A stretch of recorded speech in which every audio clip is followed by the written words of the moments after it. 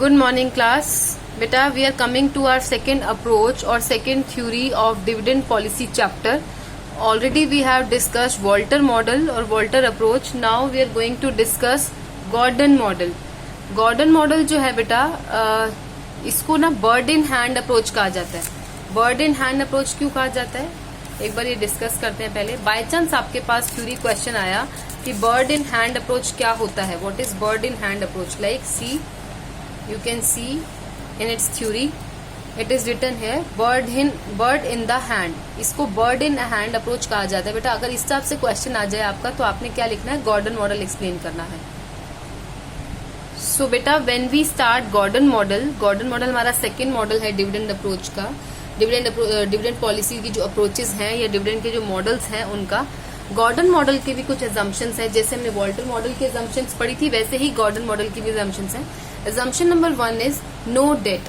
मतलब क्या है, एक फॉर्म जिसकी हम बात करेंगे गॉर्डन मॉडल में, जो हम क्वेश्चन करेंगे उसके अंदर जो आपको क्वेश्चन की स्टेटमेंट होगी या फिर जो हम एज्यूम करके चल रहे हैं कि that firm is all equity firm. It means it is not raising funds from debt, it is an all equity firm. सारा का सारा पैसा इक्विटी से रेज करते हैं. Second is no external financing. It means when a firm has to invest money in some of the project there is no external financing option available. मतलब क्या है, फर्म अपने पास जो भी रिजर्व्स होंगे उन्हीं का ही पैसा यूज करेगा, एक्सटर्नली कोई फाइनेंस रेज नहीं करेगा.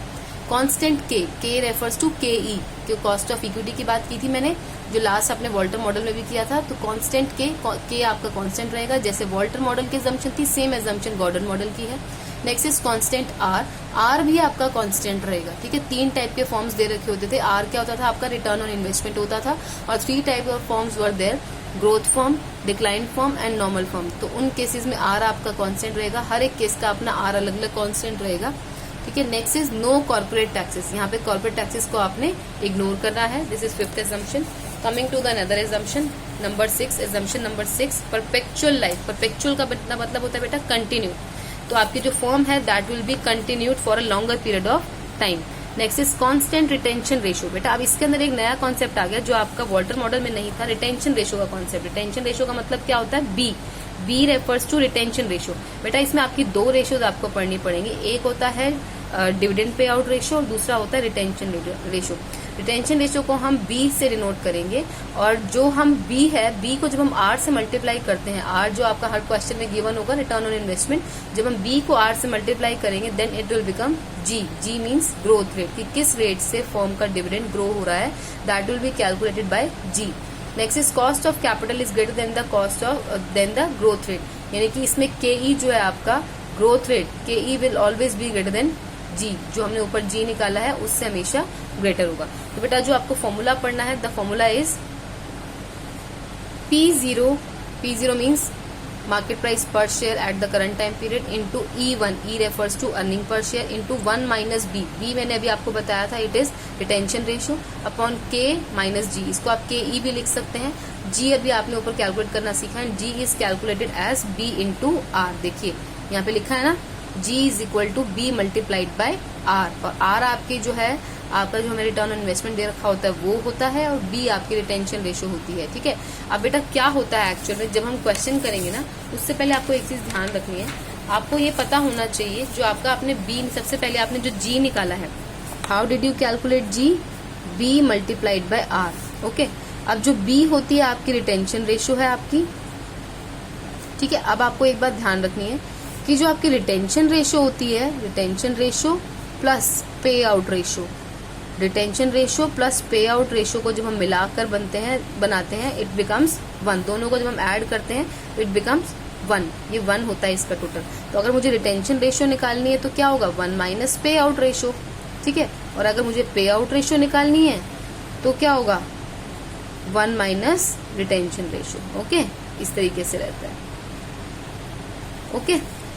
अब हम करते हैं इसका क्वेश्चन कैसे करना है. Let's start with the question. देखिए बेटा एक क्वेश्चन दे रखा है, illustration 11.4. You can do it from another book also. I am taking one of the book of doctor Jitendra Kumar.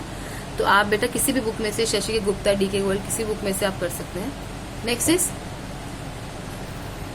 The following information is available, question पढ़ रही हूँ, the following information is available, earning per share और ई आपको दे रखा है, that is earning per share कितना दे रखा है 20 रुपीज, कॉस्ट ऑफ कैपिटल मतलब के ई दे रखा है आपको 20%, find out the market price of the share under the different rate of return, आपको क्या करना है, डिफरेंट रेट ऑफ रिटर्न दे रखी है, आर मतलब आर आपको डिफरेंट दे रखा है 3 टाइप्स का, 25%, 20% एंड 15% फॉर डिफरेंट पे आउट्स। अब डिफरेंट पे आउट्स भी हैं, पे आउट मतलब डिविडेंड पे आउट रेशियो कितनी है आपकी, एक में पहले केस में 40%, दूसरे में 60%, थर्ड में 90% यूजिंग गॉर्डन मॉडल। आपको क्या निकालना है, मार्केट प्राइस पर शेयर निकालना है यूजिंग गॉर्डन मॉडल। अगर आर ये दे रखा है plus dividend pay out ratio आपकी 40%, 60% एंड 90% दे रखी है।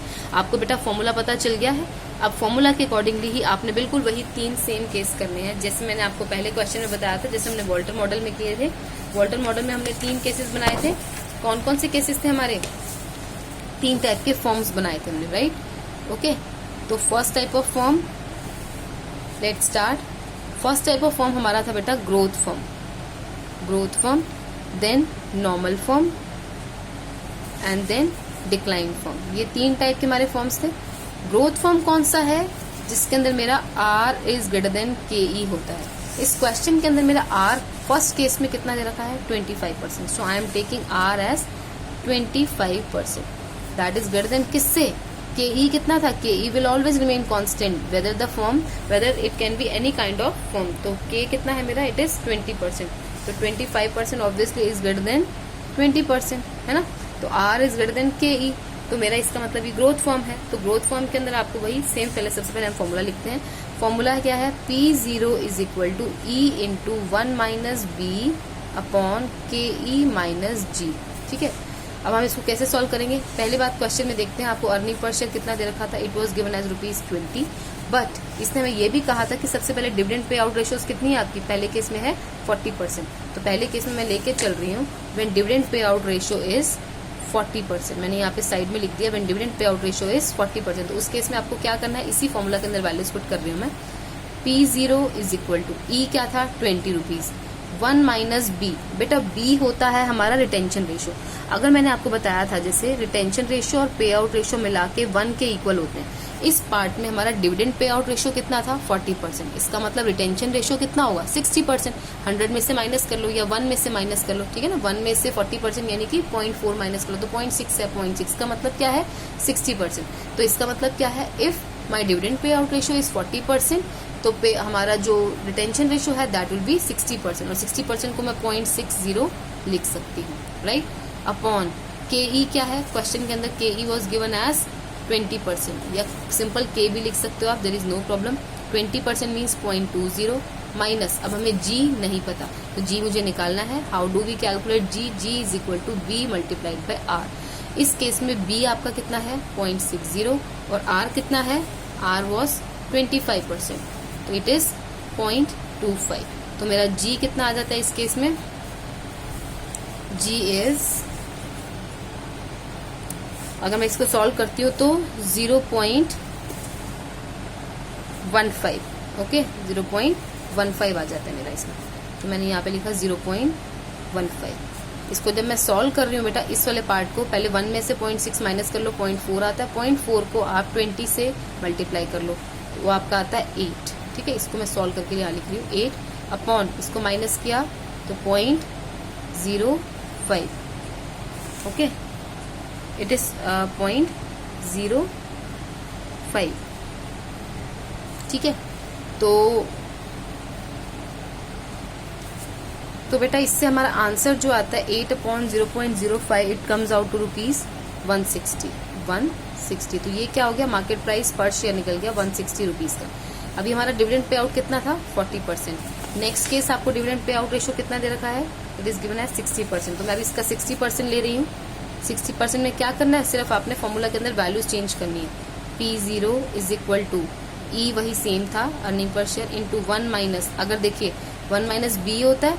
अब बी क्या होगा हमारा, अगर मेरा डिविडेंड पे आउट रेशियो 60% है तो हमारा जो रिटेंशन रेशियो वो 40% हो जाएगा, तो 0.4, ओके अपॉन वही सेम के ई मेरा 0.20 था, और जी क्या होगा इस केस में, जी निकाल लेते हैं एक बार। G is equal to B into R, इसमें बी हमारा 0.4 है और आर हमारा 0.25 है। ठीक है, तो हम इसको सॉल्व करते हैं बेटा। 0.4 इंटू 0.25 यहाँ लिख देती हूँ, आप इसको सॉल्व करके भी लिख सकते हैं। तो हमारा जो आंसर आता है दैट इज 120 रुपीज।